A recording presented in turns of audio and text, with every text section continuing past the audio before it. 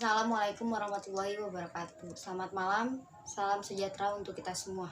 Yang terhormat kepada Bapak Hari selaku dosen pengajar manajemen bisnis dan teman-teman semuanya. Sebelumnya saya akan memperkenalkan diri saya. Nama saya Nur Halimatus Sadia, NPM saya 10921094235. Jurusan saya Sistem Informasi. Baik, saya akan mempresentasikan beberapa materi terkait pengantar manajemen bisnis. Yang pertama ada manajemen bisnis, sejarah manajemen, bentuk-bentuk badan usaha, dan manajemen dan organisasi manajemen. Yang pertama, manajemen sebagai suatu proses adalah serangkaian tahap kegiatan yang diarahkan pada pencapaian suatu tujuan dengan pemanfaatan semaksimal mungkin sumber-sumber yang tersedia. Yang kedua, manajemen sebagai suatu fungsi suatu rangkaian kegiatan yang masing-masing kegiatan dapat dilaksanakan tanpa menunggu selesainya kegiatan lain. Walaupun kegiatan tersebut saling berkaitan dalam rangka untuk mencapai tujuan organisasi. Yang ketiga, manajemen sebagai suatu profesi adalah suatu bidang kegiatan atau bidang keahlian tertentu, antara lain profesi di bidang kedokteran, bidang teknik, dan bidang hukum.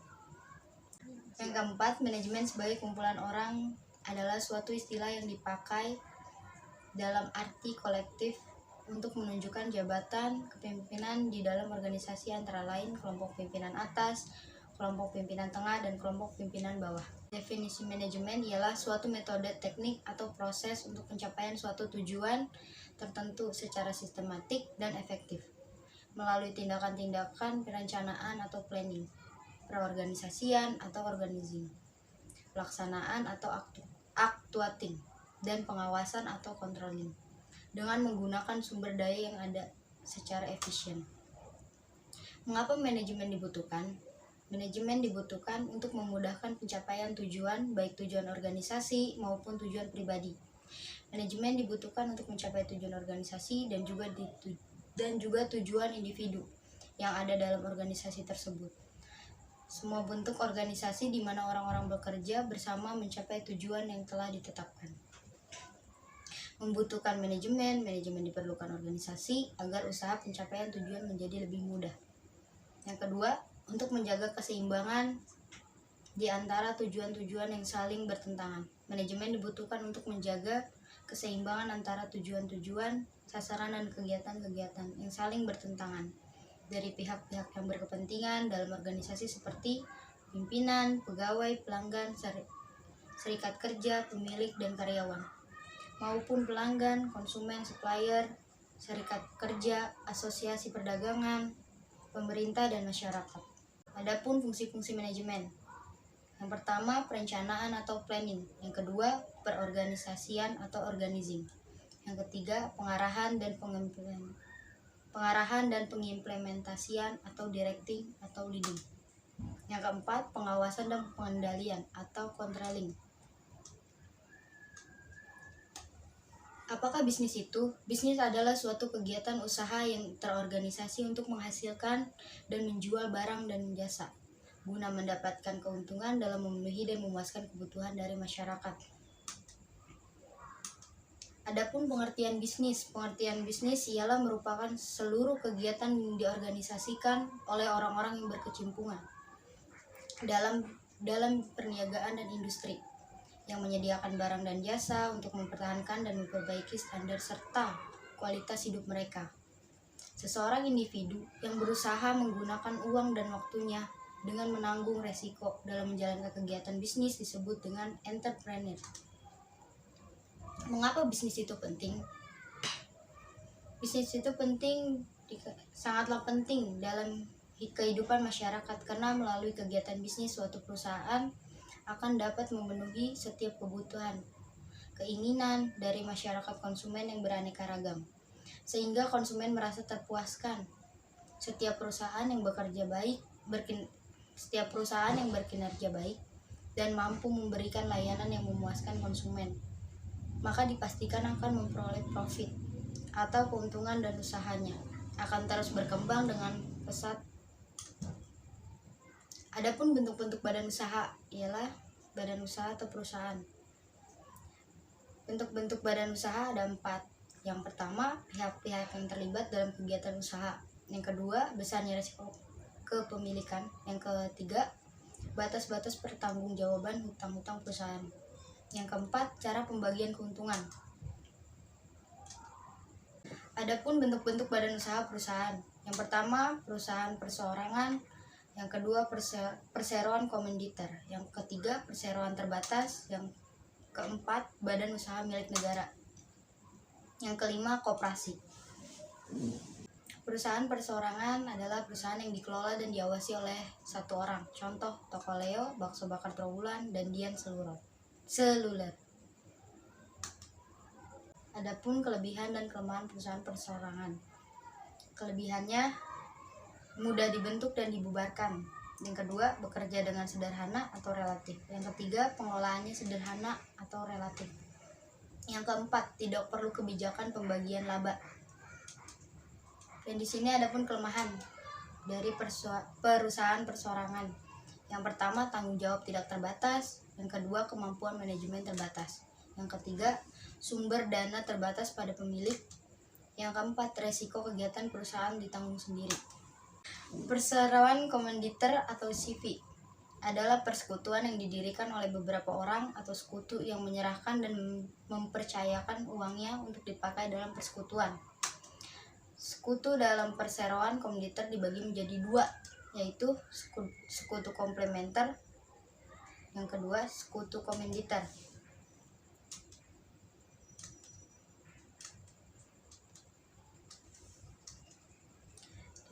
Sekutu komplementer sendiri ialah orang yang bersedia memimpin perusahaan dan bertanggung jawab penuh atas kekayaan pribadinya. Dan sekutu komanditer CV ialah sekutu yang mempercayakan uangnya dan bertanggung jawab terbatas pada kekayaan yang diikut sertakan dalam perusahaan tersebut.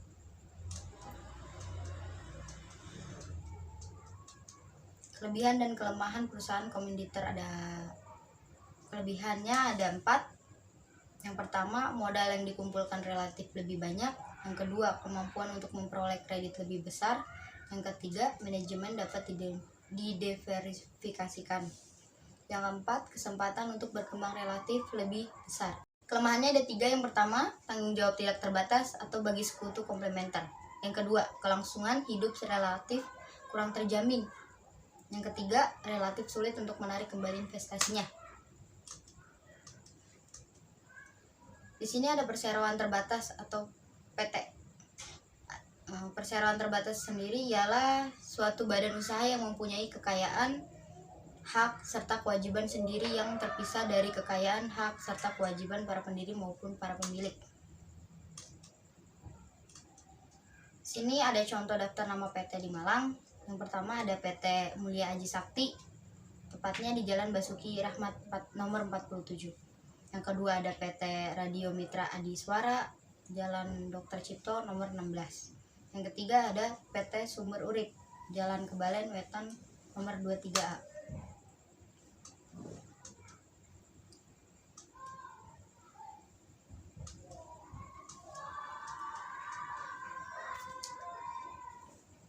Kelebihan perusahaan PT ialah ada 4. Yang pertama, kelangsungan hidup perusahaan relatif terjamin.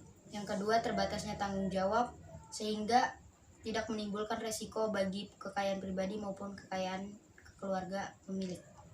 Yang ketiga, saham dapat diperjualbelikan dengan relatif mudah. Yang keempat, kebutuhan modal yang lebih besar akan lebih mudah dipenuhi sehingga memungkinkan perluasan usaha. Kelemahannya ada 2, yaitu rahasia tidak terjamin, kurangnya hubungan yang efektif antara pemegang saham. Sifat PT: 1. PT terbuka, menjual saham di Bursa Efek Indonesia. Yang kedua, PT tertutup, saham dijual di kalangan sendiri atau keluarga, kerabat, dan teman. BUMN atau biasa disebut Badan Usaha Milik Negara adalah semua perusahaan dalam bentuk apapun dan bergerak dalam bidang usaha apapun yang sebagian atau seluruh modalnya merupakan kekayaan negara. Contoh, ada Pelindo, 3, Indosat, Telkomsel, dan lain-lain. Adapun prinsip koperasi, yang pertama, keanggotaan bersifat sukarela. Yang kedua, pengelolaan dilakukan secara demokratis. Yang ketiga, pembagian sisa hasil usaha dilakukan berdasarkan jasa masing-masing anggota. Yang keempat, kemandirian. Di sini pun ada ciri-ciri tersendiri koperasi. Yang pertama, lebih mementingkan keanggotaan. Yang kedua, anggotanya bebas keluar masuk. Yang ketiga, merupakan badan hukum yang menjalankan usaha untuk kepentingan anggota. Yang keempat, kekuasaan tertinggi di dalam rapat anggota. Pengelompokan koperasi ada 4. Yang pertama, koperasi produksi, koperasi konsumsi, koperasi simpan pinjam, dan koperasi serba.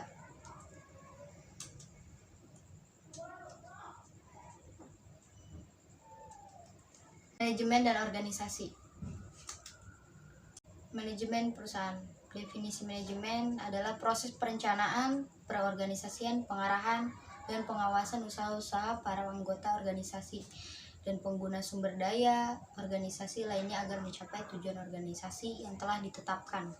Fungsi manajemen ada 4. Yang pertama, planning atau perencanaan. Yang kedua, organizing atau pengorganisasian. Yang ketiga, ada actuating atau pengeksekusian. Yang keempat, ada controlling atau pengendalian.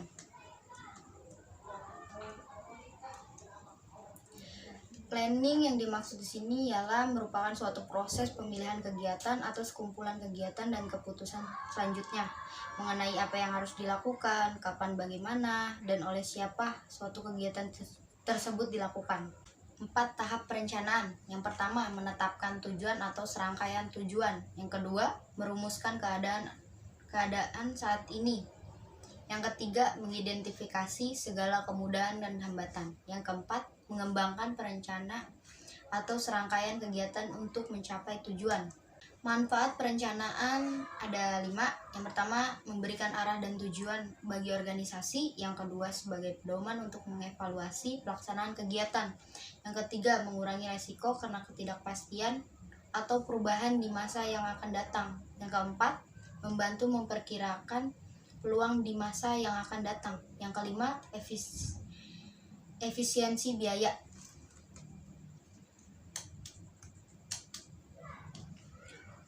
Organizing atau pengorganisasian merupakan suatu proses menciptakan hubungan antara berbagai fungsi, personalia, dan faktor-faktor fisik agar semua pekerjaan yang dilakukan dapat bermanfaat serta terarah pada tujuan. Actuating atau pengeksekusian atau pengarahan adalah tindakan untuk mengusahakan agar semua anggota organisasi melakukan kegiatan yang sudah ditentukan ke arah tercapainya tujuan.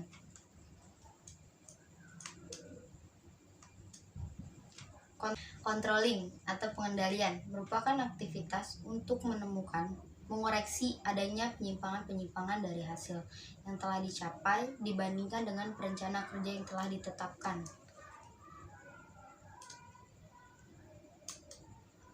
Organisasi. Proses organisasi yang pertama ialah hubungan antar peranan. A. Ada saling pengertian. Yang B. Hubungan timbal balik. C. Aktivitas organisasi terjadi atas dasar adanya. Yang D. Hubungan antar peranan.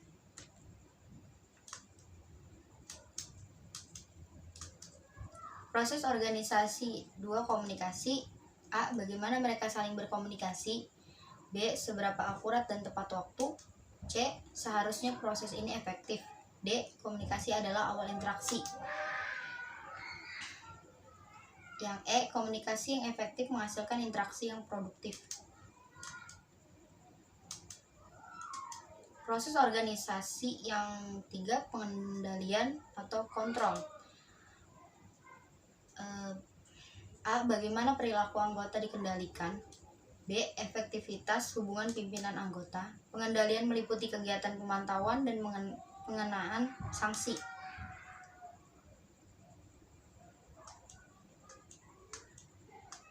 Yang keempat, ada koordinasi. A. Perhatian yang diberikan pada berbagai kegiatan diarahkan pada tujuan. Yang B. Bertujuan mengurangi salah pengertian dan konflik antara orang-orang yang melakukan berbagai kegiatan. Yang C. Pastikan bahwa semua bergerak ke arah tujuan yang sama.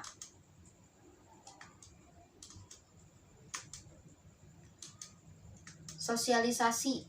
Yang A. Bagaimana cara anggota baru diperkenalkan pada sistem. Yang B. Cara-cara yang formal maupun informal. Yang C, apakah proses ini dilakukan dan mencukupi?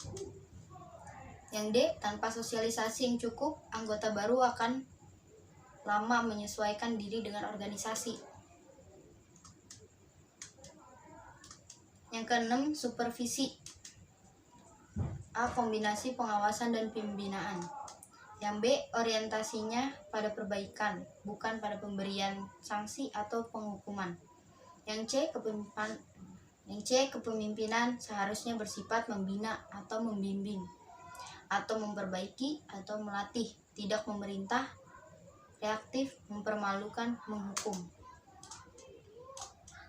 Manajer di sini ialah keterampilan relatif yang dibutuhkan manajer. 1. Technical skill. Yang kedua, human relation skill. Yang ketiga, conceptual skill. Sekian, terima kasih presentasi dari saya. Wassalamualaikum warahmatullahi wabarakatuh.